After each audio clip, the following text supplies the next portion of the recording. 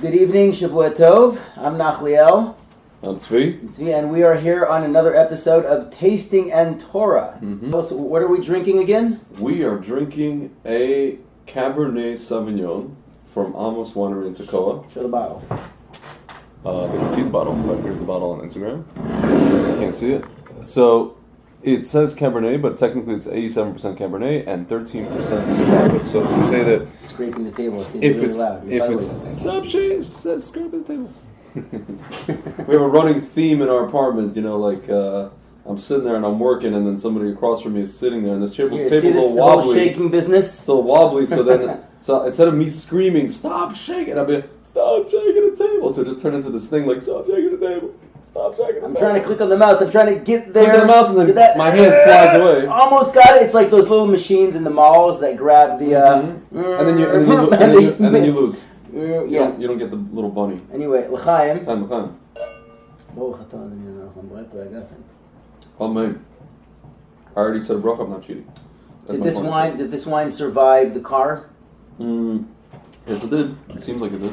Seems pretty good, right? Yeah. It was only in the car for like an hour. So, where should we start? Making a shout out to Gary Vaynerchuk, who really pushed me to start doing this YouTube channel, Tasting and Torah, as well as my new Nachliel's museum reviews. I just kind of realized now I know what to do with these different things, and Gary V was the incentive for me to put these things together and to articulate in this way. So I want to talk about Gary V and start with your connection to Gary Vaynerchuk. Vine in the very vinyl kind of way. In Russian, you would pronounce it Vaynerchuk. So, saying anything important? Sorry? What's the discussion topic for tonight? So you're about to find out, sir. We are talking about entrepreneurship. And the process. The process, and going to connect that to Rambam in the Moreh Nevuchim. Hopefully. About the idea of process in Parashat Beshalach. Good. So, Gary Vaynerchuk, if you guys don't know, he's a social media, besides being a social media maven. Guru, maven, he's a entrepreneur. He started out doing actually kind of like what we're doing right now, except it was wine reviews, and he was doing videos probably since the advent of YouTube, before anybody understood what the power of YouTube actually is. They thought it was just like cat videos and people falling, you know, on their tuchuses on the all those epic fails. You know, like it was just a giant episode of like America's Funniest Home Videos for like the first 2 years of its existence. And and he just leveraged it like crazy, and people were like, "What are you doing? Why are you making these videos? Nobody's watching." First, it was like 200 people, 300 people, 500 people. Then it went to 1,000. Then and then eventually he just has like thousands and thousands of followers. And then from that, he built his father's store. How's it going there? I'm all good. I just noticed that this bottle of wine is blocking me, which is kind of poetic justice. I know, because last time we just saw a bottle of wine, a talking bottle of wine. So anyway, sorry, I lost my train of thought. So what was I saying? You were talking about how he got his father's wine. So he built up his father's business, a wine store in Jersey, and I think he doubled the business through these, actually just the videos and notoriety and people ordering online and people knowing about the store and going physically to the store and what have you. They came to see, this is the guy, it's a pilgrimage? Yeah. And then, exactly. And then eventually he started what's called VaynerMedia. It's just his branding company, his marketing company.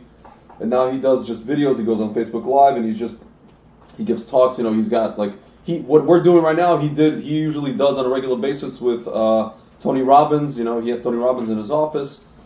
What I was saying to Nachliel before Shabbat, we had an Instagram Live kind of thing. I was saying to him that Gary and I share something, that we're both kids of immigrants from the former Soviet Union, except he came here when he was 3 years old, and he came here, I think it was the late 70s. We came here in the late 80s, and I was like 7 or 6 years old. And it's funny because like most of the people from the Soviet Union, they weren't taught to be entrepreneurs.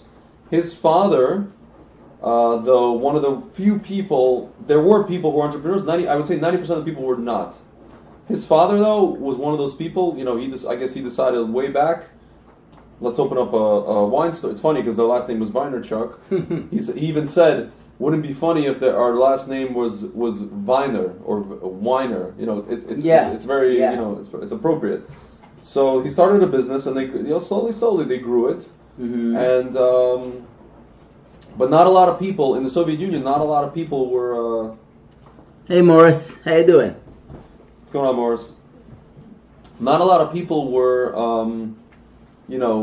taught to think in an entrepreneurial way. What were they thinking on? What is a non-entrepreneurial This is a modern day Mitzrayim. It's a modern day Egypt. Everybody works essentially, quote unquote, for the government. Even when you're working for a separate company, it's essentially for the government. Everybody has more or less the same salary. Some had a little bit more, some had a little bit less.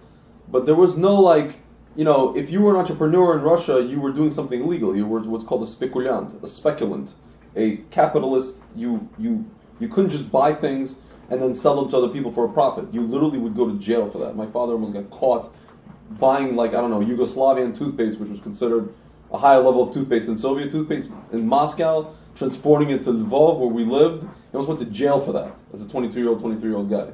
Putting a dent in your career. Exactly. Very nice. So you didn't get that. This is the mentality, and even today, if you talk to I'll tell you, my grandmother, she has this kind of very negative view of anyone in business, anyone in their own business. She has, it ranges from saying that they're like speculants to, she calls me when I started doing the wine business. She said, "Oh, you're like Menachem Mendel from the Sholem Aleichem novels. The guy in the shtetl walking around people's houses. Hi, would you like to buy some, name a thing, name a random thing.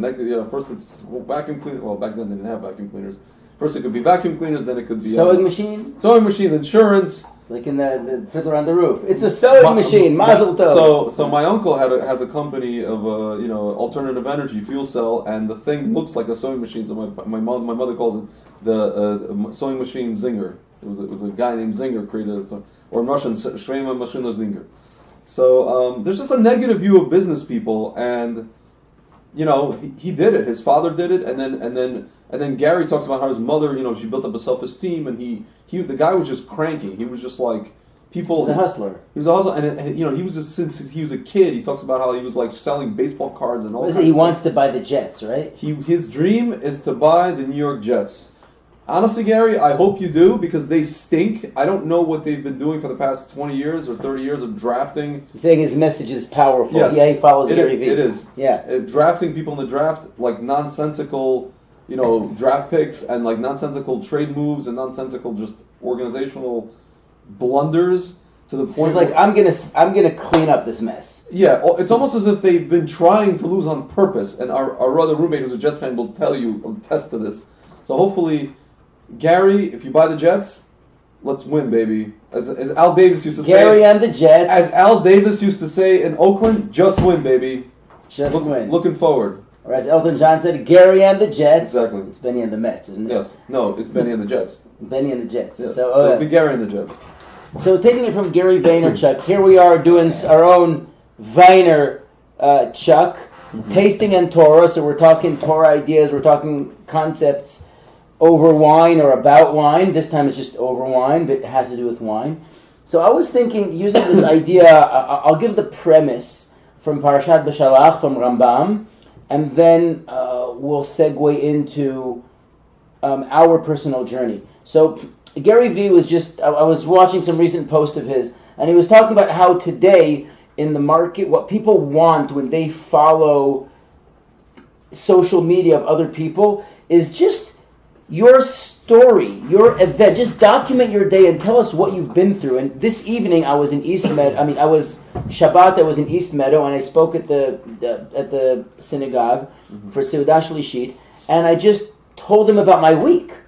And people were captivated. They were fascinated. I told them on Sunday I was at the Met, and I met Rabbi Yehuda Landy, who wrote several books about Torah and archaeology. He's a Bar Ilan University doctoral student, candidate, and it was a fascinating meeting. And then I told him on Monday I had this conversation with the guy who told me about Gary Vee, and then I started doing these videos. And it was just such a fascinating story, and I realized you have an interesting story, tell it to people. Yeah. So I'm realizing the two of us have very interesting lives, and we could just be talking to ourselves, or we could be talking and recording it and putting it here, and somebody will listen in. Here, some student of mine from we could just keep saying that our apartment is a sitcom, or we actually could make a sitcom. This is season 3 for those of you who don't know. You guys missed the first 2 seasons. Yes. What is he saying? He's saying, what do you think of the... How do you feel about his quote stating... Grossly underrated. No, that's true. Grossly underrated? It's true. Yeah, of course, because you have these millennial or modern snowflakes who are social media influencers who never worked a day in their life, never hustled, never really went into the real world, and then they get offended when people say to them something which is just a fact. You stink. Yeah, you're not. We can't see you in the Instagram, by the way. Oh. Which is totally fine. We can just you stink. Yeah, people get offended. Like, dude, if you get offended, how are you supposed to do business? How are you supposed to hustle? How are you supposed to get out there? You got to be able to face rejection. You got to be able to face facts. You got to be able to deal with it. I've faced a lot of rejections. I've called up a lot of schools, communities, emails. I've had people who walked out of my tour, and I spoke to them later and got some. Yeah, this one guy is a famous. It's one of my first LinkedIn videos. I posted on my YouTube channel, where I spoke about the best feedback I ever got was from a client who walked out in my tour. Why did he walk out? Why? Well, he spoke. Well, at the time, 2 years ago, I was using an iPad, which I showed them pictures of things in other museums which complete the picture of what you can see in this museum. Okay. And he said to me, I work all week in front of a computer. I'm coming to the museum to get away from my screen, and you're flashing a screen in front of my face. Okay. And he was right. Take me, he said, look, I go to the Met all the time. Take me into the painting. Tell me a story. And I was like, he's right. He is right, yeah. And that was one of 3 pieces of advice that I got, which helped me transform my career. That was the first one. The second one was Rabbi David Foreman, who I mentioned elsewhere. The third one was this last week, Gary V, which helped me understand why I'm doing the museum reviews, which helps me put together all of my different interests in other museums other than Tanakh museums. You want to just make sure it's still recording? Oh yeah, it's definitely still recording. It's definitely still recording. The computer's recording. It's still recording. Oh, okay. Nice. Yeah, we're just checking, because the screen turned off. So, where were we? Yeah, you were saying that he taught you a lesson, and yeah. So I just spoke about this week, and I realized how interesting this week was. So, where were we? Museum reviews. I just realized, look, I visit lots of different museums. Some of the museums have archaeology and are related to Tanakh, Jewish history, and I can use that and talk about that and do my tours. But what about myself as the artist? I actually have NachlielSelavan.com paintings. I used to paint. I used to run a studio. I've been born an artist. I went to art school for all of Yeshiva High School.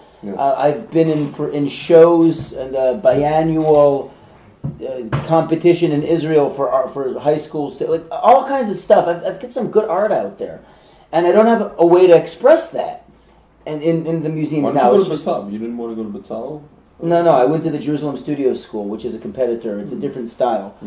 Israel Hirschberg. But I did evening lessons with Eldar Farber. But in any event, I have my blog out there, and I do plan on getting back to my painting. But in any event, what I'm saying is that I go to other museums as well. And when I spoke about museum reviews, I realized, gosh, every museum I go to, I can tell you a story. I can tell you about a particular painting I saw, an insight that I had, an artifact that I liked, a souvenir that I bought. Like, oh, wow. So I just listed all the museums I've been to, and each one of them 2, 3, 4, 5 things. I'm like, dude, I can just now have 50 episodes off the top of my head. So I just did one on Friday, I recorded it, and uploaded it tonight. It's on Torah Intermedia on my YouTube channel. So, and it's just about a handout that you get at the Carlos Museum in Atlanta. Who heard about the Carlos Museum? Formerly known as the Emory University Museum. Wow, really? I didn't know. Yeah, see? So it's fun. It's fun. So I just realized that I can now open up and talk about so many other things that interconnect. I could talk about my love of gemstones, of fossils, art ideas, Torah ideas, installation art. It all comes together through the different museums I've been to. Anyway, so I'm going to share the idea from Parashat B'Shalach, and then I'll turn the floor to you, Tzvi, to tell your story. In this past week's parasha, the Shabbat's reading was about the Hebrews, Am Yisrael, leaving Egypt, and it says, I'll quote the pasuk, "Velo nacham Elohim derech eretz Pelishtim ki karovu." God did not take the people through the Philistine land, which is close. Meaning that if you're in the Nile Delta, you're up on the north of Egypt, and you just venture northwest up the coastline through the Philistines, through the Pelishtim, that's the fastest way into the land of Israel. And instead we go all the way around. Why? Ki amar Elohim pen yinachem ha'am bir'otam milchama v'shavu mitzrayma. Because God said to himself, if the people will see war, they'll basically chicken out and run back to Egypt. So you take them in such a roundabout way that when they finally meet Amalek at the end of the parasha, it's too late to run back home. You're stuck. Right? So the Rambam, in a nutshell, this is in the Guide for the Perplexed, Part 3, Chapter 52, 3, something like that, Chelek Gimel, Perek Nun Bet Nun Gimel, something like that. It's a very famous piece, where the Rambam basically claims that all of the commandments, the mitzvot that we are given in the Torah, are there to tell us, for a secondary purpose. In other words, they're not a goal, they are a means. Yep. And he says to his student, I know that you are, what is this? Well, thank you, David, for posting the pasuk. I appreciate it. Wow. He brought the pasuk. Wonderful. No, wow, that's serious stuff there. So he did it in the Safari style. Boom! That's the party style. Rambam, all of the commandments are there for a secondary purpose. Yes, they are there for a... So he gives, for example, human beings have a desire, especially at the time, for idolatry. So you allow them to do service and worship, but to God. So you're training them, you're using the desire, but you're sublimating it. You're allowing them to use it in order to achieve a different goal. Now, chas v'shalom, he's not saying, God forbid, that the korbanot, the mitzvot, aren't meaningful. They definitely are, and he talks about that in other places, which is a famous misunderstanding in the Rambam. But what he's saying is that the mitzvot are there in order to help us achieve a purpose, as opposed to as an end, they're a means. And he says to his student, I know that you will try to tune this out. You're not going to want to face this. You're not going to want to listen to it. And you're going to come with any number of excuses of why this isn't true. And he lists a few of them. And the Rambam says, I have an answer to all of them. But I need to tell you this thing in order to remove the sickness from your heart, which makes you think this way. Mm-hmm. You need to understand that God doesn't shortcut things. You need to go through the process. There's no skipping over childhood. There's no skipping over history. You need to get there. What do you mean? You're God. So he uses this verse which I mentioned to say, what do you mean? Can't you just make the Jewish people valiant and brave? No, because 200 years of slavery don't turn you into a warrior. You're not ready for that. You can't handle the truth, to quote a few good men. Jack Nicholson, you can't handle the truth. Famous site. If you look for that on YouTube, you'll find it. Mm-hmm. You can't handle the truth. I want the truth. But that's true. You can't handle the truth. Yeah. If at Sinai, when the Jewish people left Egypt, God would have told us the simplest thing that children today understand about science and about energy and about the world, we would not even understand what is being said to us. Yeah. You think we understand anything? I always tell people if they take a cell phone and they go back even 1,000 years and they start swiping left and right, that you're going to be burned at the stake for witchcraft. Yeah, for witchcraft. You don't understand what the heck is going on. What are you... Try to explain to someone... 100 years ago, try to explain to somebody the things you do on your phone on a daily basis. Go for it. Sometimes you see on YouTube those hoax pictures, they show a picture of a person in the 1920s walking, they think it's something like a time traveler. You know what I'm talking about? Yeah. like a person in the 1920s walking there, some woman, they say, is this a cell phone? Is this a time traveler? This woman, it's like it's really funny. Supposedly, whatever, Yeah, but the main idea I wanted to take out of her is that Parashat B'Shalach is talking about there needs to be a process. Things need to work themselves out. Mm-hmm. And today in the business model, what people are looking for is not shiny brand names and to look at the winner, the successful person who's making billions of dollars who's up there. That is untouchable. Bring it down to earth. Show me how you got there. What do you do? How do you manage stress, struggles, difficulties? What is your process? That's what people are interested in. And that's what I want to ask you about. What is the process that you're going through and what's keeping you going and how do you measure your success? That's what I want to talk about. Let me just see if there's any comments. Yeah, well, the encounter would have been weird indeed 100 years ago, like Man from the Past. Oh, yeah. And Rambam blows your mind. 900 years ago, and the Rambam said that. It's just, the guy was just brilliant. Yep. Yeah, so how about you share some of your journey and your daily struggles with this issue and what you're putting up with, and I'll share some of mine. My process currently, I think I was just telling somebody over Shabbat, they asked me about, my father's friend, he said to me, if you, because we were talking about how people in the business world, especially in the wine business and the kosher business, they're like what's called in Russian intriguists. They love intrigue and they love spinning intrigue between people and sensationalists. Well, not even they like office politics. They like the politics and all the stuff of the this guy's versus this guy. This is a competitor, and this guy went like this, and this guy stabbed this guy in the back, and talking about they like the lashon hara stuff. And I'm not like that. I'm not even here for that. I'm here for a mission. And my father's friend he kind of joked. He's like, well, if you want to sell, you want to buy something for $1 and sell it for $2, you have to be an intriguist. And I'm like, but that's not me, right? So that's my challenge. My challenge is basically being in the business world, but not being a natural born businessman. I'm here because I'm on a mission. I'm here because I actually care about something. Let's say, this one guy said, you just care about the altruism. It's not an altruism. I actually want, obviously want to make money, parnasa, put food on the table, have a family. But there's a social mission here, right? So my challenge is how to balance those two things, where I'm not too up in the clouds about that kind of stuff, where, my ideal or whatever it is. Also the challenges of these things that I'm not, I guess, these are not natural to me. I'm not a natural salesman. I can do public speaking. I'm a natural marketer. Marketing, getting people to the point to buy versus getting them to buy is a totally different thing. You could always hire the person to do that part. Correct. So we actually, Baruch Hashem, we're in that process right now. That's also a challenge, but right now, Baruch Hashem sent us someone who might be able to help us and help me to learn how to do what it is that he's been so adept at doing for 25 or 30 years.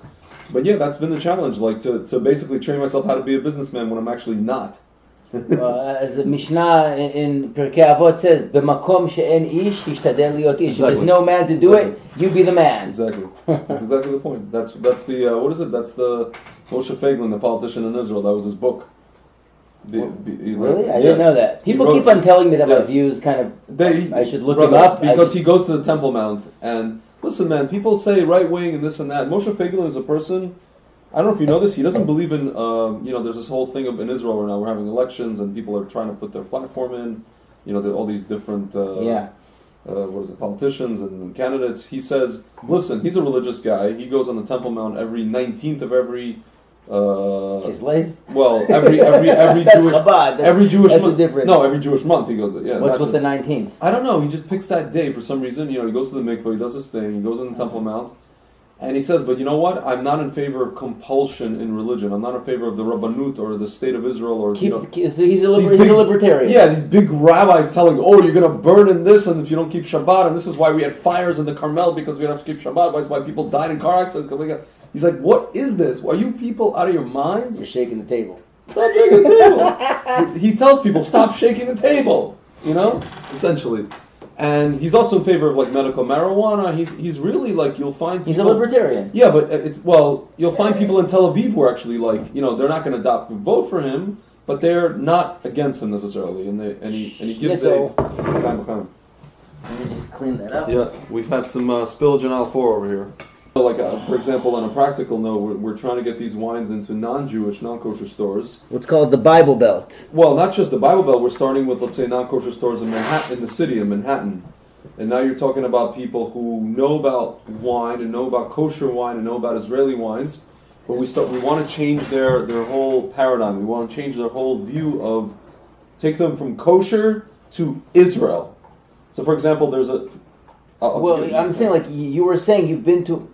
Kosher wine and kosher food currently in the United States are a luxury. They're no longer just like, oh, we can get kosher food. They're a luxury for only Jews, though.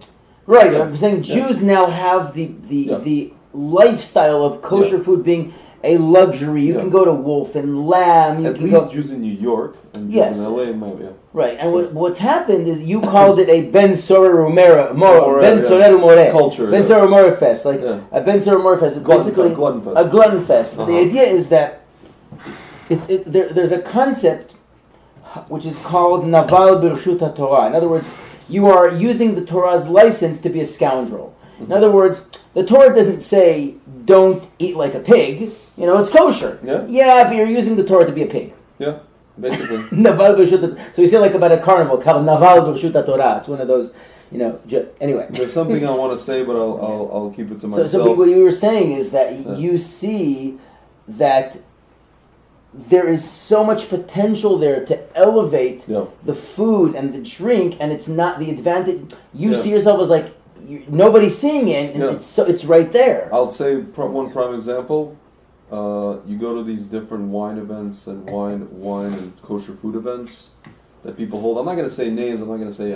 These are just. There's a lot of them.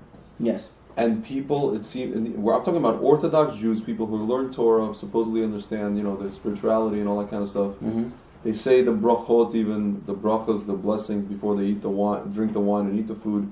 But it seems to me that they've lost the plot. They've lost the idea or the point of this whole thing. And it really is becoming a glutton fest. And this is what my partner and I, at Heart of Israel Wines, his name is Yoshua Worth, this is what we're here to kind of change. We're here to kind of show the people, we're here to elevate these things. We're not here to gorge on them. Will you tell the story? Go insane. Will you tell the story? Sorry, I didn't it's okay. About how you met Steve? Oh, our friend Steve in Staten Island? Yes. I attended an event. I think it was in Battery Park City at the Jewish, is it the Jewish Museum down there? Yeah. Yes. And it was it was Hebron Heights Winery, and they invited this sweet rabbi from Yerushalayim, and he basically, this Israeli rabbi, and he basically started to do essentially what my partner and I do over here, which is to connect his whole thing was to connect the wine and the Torah. So he's up there and he's talking, he's got slide, whole presentation, and people are just yapping away, and it's loud. And they don't care. And at some point, I was like, listen, I want to listen to this. That's actually why I came. I didn't come there. I mean, I can drink wine in my house. It's nice. They had like one of their bottles of Armageddon, which is like their $100 wine, whatever it was. It's called Armageddon, ironically. You did a review on that, I remember. Yeah, and I'll tell you why it's called Armageddon in a little bit. But so... We're going to put the link to that in the description. I had a couple of drinks, so then, there's like 150, 200 people there, and people are yakking away. And then he gets to a part in the lecture where he starts talking about Levi Yitzhak or Berdechev. And private joke. Private joke. And my family, my father's side of the family happens to be from Berdichev, and my father always, he's always like proud of the whole Levi Yitzhak and Berdichev thing. He was a big holy man, big tzaddik in Berdichev. And as soon as that happened, I got triggered. So I get up, I stand up, and I just yell out. Actually, this is on video. I could show you guys afterwards. I yell out, and you could hear a pin drop, and I just say like, everybody, this man came all the way from Yerushalayim / Hebron to talk about the Torah and the wine, and we're the only nation, we're not the French and the Spanish and the Italians, and we're the only nation who has wine transcends connoisseurism, and it's about the history, it's about spirituality, and da-da-da-da-da-da. And people, some people clapped, and I sat down, and there was a guy at my table, Hasidic man, I don't know his name. He goes, I work all day. I just want to enjoy. And I'm like, this guy came from Yerushalayim. He's trying to give you a lecture, man. Just give him respect. I don't care. And I'm like, whoa. And that's when I realized, I'm like, there's something systemically that we have a disease here. There's something going on here in America where people are just like, I don't know what's going on. And afterwards, this gentleman named Steve, a Russian Jew who was like me, who didn't grow up religious, who came to Torah observance later on in life, he came up to me and he said, "My friend, you're my kind of guy. That was incredible." Shook my hand, and then I told him, he's like, "Listen, man, I love wine, but I love that even more." And I told him, "Listen, if you like that, come to our show, come to our Long Island Kosher Wine Expo." So he came, he brought his friends, and we started a friendship. Steve, if you're watching, what's going on, L'chaim? And we've been to his house. We had some wine. We had some amazing steak. Steak was off the hizzy, as we say. Dude, wow, it was incredible. The best steaks. It was honestly one of the better barbecues I've attended. We had nice conversation, nice wine, nice swimming, and my sunglasses are still there. Who knows? What is it? Hefker. Yeah. There was a show. My cousin went to a yeshiva, and they had a Purim spiel where a character named Hefker Cohen. I didn't get it at the time. But That's pretty good. You got it right. That's pretty good. So anyway, that was the process. Yeah. The process. So that's the process. We're trying to wake people up. We're trying to get people to a place to understand. We're living in America now, and it's easy to fall, even for Orthodox Jews, people who keep Shabbat and kosher and all these things, to fall into this, what is called in Hebrew, gashmias stuff. The physicality. But you're talking right now about the ideological process and the difficulty. I'm interested, even just in terms of some struggles you've had on the technical business side, funding, importing, laws. Okay. Tell us about that a little bit. Okay, so for example, in order to bring wine into America, into the country, you have to clear, like, you see these labels over here? This front label and the back label, you got to submit. Bring it up close to the camera. Yeah. You got to submit it to what's called the TTB, the Tobacco Trade and something, whatever. Barnacles. They're part of barnacles. They stick to you like, they won't let go. Yeah. And they are part of the government. And as you guys know, so when we were doing it in the summer, we're submitting these labels, and whatever, it takes a week or two for them to review the labels, and they send them back. If there's a correction, you send them back to them, and they're back and forth, email with them, whatever, and they're never consistent, as all governments. So right now we have a government shutdown, and right now we're trying to bring in new wines that we never brought before. And my friends in Israel, the winemakers and the people who are working with the wineries, hey, what's going on, Tzvi? Mm-hmm. We're trying to clear the labels. And I say, there's nothing I can do. They're like, try to push them. I'm like, try to push who? There's nobody in the office. We have a government shutdown for a month. And when they go back, these people go back to work, hopefully it will be soon, because I heard that Mr. Trump signed an agreement with the Democrats, I think today. And hopefully on Monday they'll go back to work, or Tuesday. They're going to be backed up in their label submissions from middle of December. And I submitted my labels in second week of January. So now we're talking, we might be, if we're lucky, we might be able to get the next shipment in just before Passover. We were looking for Purim, now we're looking at Passover. That's challenge number one. Challenge number two, as I told you at the top of the program, I'm not a natural salesman. I have to call stores. Stumbling, fumbling, rumbling, as Chris Berman of ESPN used to say about football players. Hi, my name is, I'm a new company, who the heck are you, blah, blah, blah, blah, blah. I have this wine, never heard of it. Okay, Israeli, kosher, call back 2 hours, the person who, does the buying, they call back in 2 hours, hey, hi, how are you, who is this? Goodbye, click. Phone sales, so half my thing is phone sales. So to bypass phone sales, you have to go get in your car and go on the road and just say, you know what, I'm just going to put facts on the ground, walk into a store and just, ambush guerrilla style these people. Half the time they're saying, oh, okay, let's taste some wine, I'm not busy right now. The other half, oh, you should have called, you should have this. Well, I tried to call you and you rejected me, so I figured I'd just walk in. So you can't, there's like this push and pull, and you can't win here and you can't win there. So just some challenges, like with sales and clearing labels.